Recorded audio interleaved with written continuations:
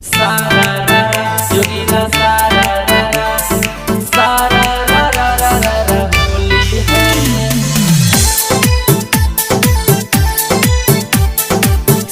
by Manish Paswan.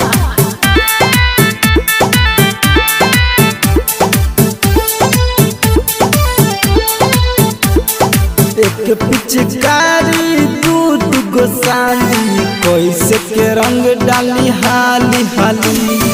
एक पिचकारी दूध गोसाली कैसे के रंग डाली हाली हाली। दोनों जिद बड़ी करे छै, कांधा पर चढ़ के लड़े छै, लाग छूट जते हमरो डाली। एक पिचकारी दूध गोसाली कैसे से डालिए हाली हाली। एक पिचकारी दूध गोसाली केकरा के डालबै हाली हाली। Presented by Albina Recording Studio, Simla. Sitamarhi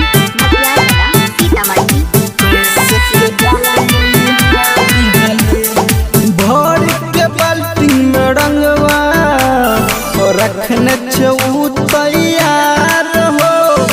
हमरा बुझाई छै आफत के पुरिया छै बड़ी होशियार हो।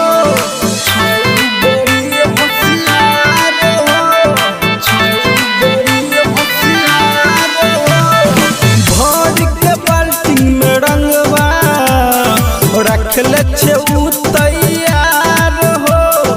हमरा बुझाई छै आफत के पुरिया छै बड़ी होशियार हो।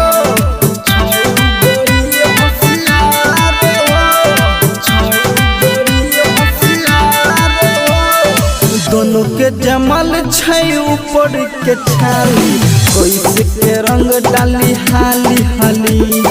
एक पिचकारी में दूध गोसाली कैसे के रंग डाली हाली हाली। दोनों जिद बड़ी करे छै, कांधा पे चढ़ के लड़े छै, लाग छूट जते हमरो डाली।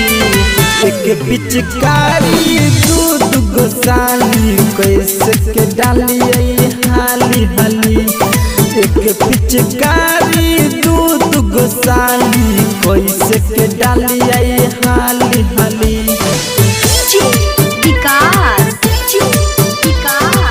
आप सुन रहे हैं मनीष पासवान के आवाज में सीतामढ़ी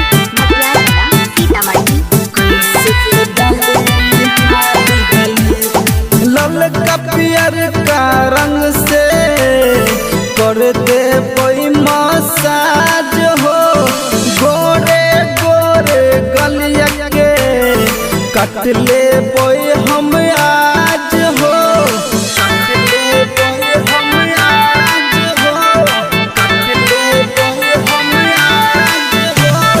लाल का पियर का रंग से कर दे मसाज हो।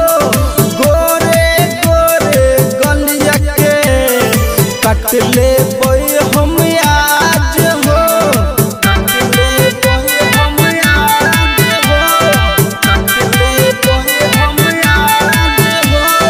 देव दयानंद मनीष बसमारी कैसे के रंग डाली हाली हाली। एक पिचकारी में दूध गोसाली कैसे के रंग डाली हाली हाली। दोनों जिद बड़ी करे छै, कांधा पर चढ़ के लड़े छै, लाग छूट जते हमरो डाली।